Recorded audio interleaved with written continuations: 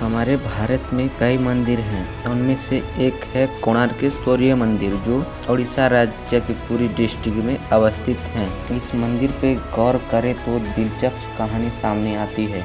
उड़ीसा प्राचीन काल में कलिंग नाम से जाना जाता था। कलिंग के गंग साम्राज्य के राजा लांगुला नरसिंहदेव 18 साल के उम्र में ही काकतीय साम्राज्य के शक्तिशाली राजा गणपति के साथ युद्ध लड़ने गए। गणपति को युद्ध में पराजित कर बहुत धन संपत्ति के साथ कलिंग लौटे। तब राजमहल में उनकी भव्य स्वागत की आयोजन रखी गई थी। राजमाता कस्तूरी देवी पुत्र नरसिंहदेव की वीरता से अति प्रसन्न हुई और अपने भावना को प्रकाशित करते हुए कहा, पुत्र नरसिंहदेव, तुम कोणार्क में एक विशाल सूर्य मंदिर का निर्माण करो। पुत्र ने कहा, पर सूर्य मंदिर ही क्यों? राजमाता कस्तूरी देवी नरसिंहदेव से बोलते हैं कि विवाह के कई सालों तक जब मैं निसंतान थी, तब मैंने भी उस सूर्य मंदिर में पूजा अर्चना की थी और तुम मुझे पुत्र के रूप में प्राप्त हुए थे। माता की बात सुनकर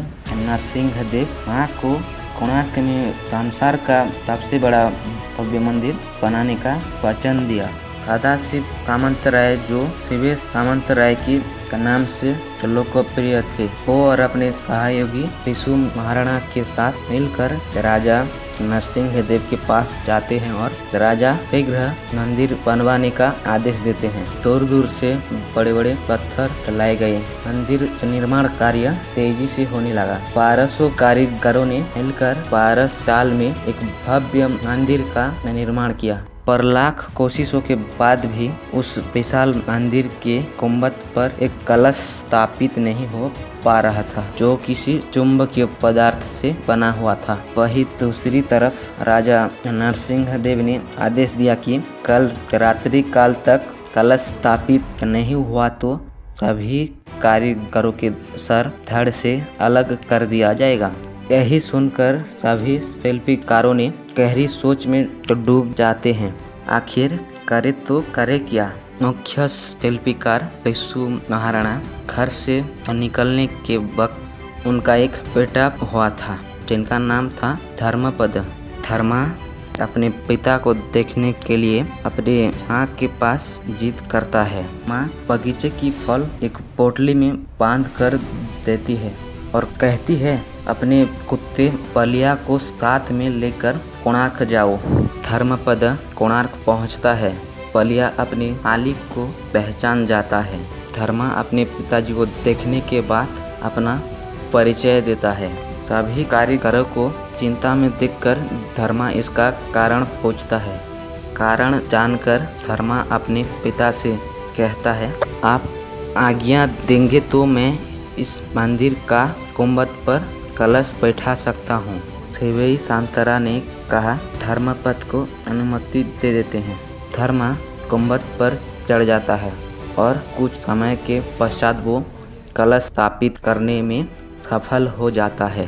गुंबद पर कलश स्थापित होते ही सूर्यदेव की भव्य प्रतिमा चुंबक के प्रभाव से हवा में झूलने लगता है। यह देखकर सभी कारीगरों बहुत खुश होते हैं, पर कुछ कारीगर इस बात का विरोध किया और कहा, कल जब राजा को पता चलेगा कि जो काम 1200 कारीगरों ने नहीं कर पाए, वो काम एक 12 साल के बच्चे ने कर दिखाया, तब राजा हम सभी को मृत्यु दंड दे देंगे। यह बात सुनकर धर्मा सोचा, अकेले की जिंदगी से मूल्यवान है 1200 कारीगरों की जिंदगी।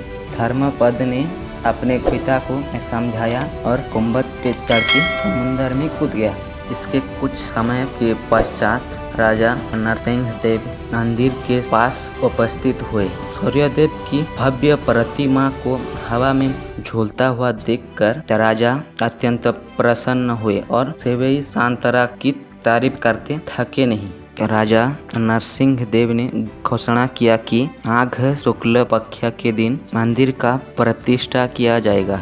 निर्धारित तिथि में मंदिर का प्रतिष्ठा संपन्न हुआ, पर बहुत जल्द ही इस मंदिर में कुछ रहस्यमय घटना होने लगा। सबसे पहले मंदिर की मूर्ति नीचे गिर गया, फिर मंदिर से अनेकों पत्थर गिरने लगी और राजा नरसिंह देव को ये जब पता चला कि इस मंदिर का पहला दिवस एक 12 साल के बच्चे के मौत से शुरू हुआ है, तब इस मंदिर में पूजा रोक दी गई। कई सालों तक इस मंदिर और आसपास के इलाके घने जंगलों में परिवर्तित हो गया था और सूर्यदेव की प्रतिमा घने जंगलों में कहीं छुप गया था।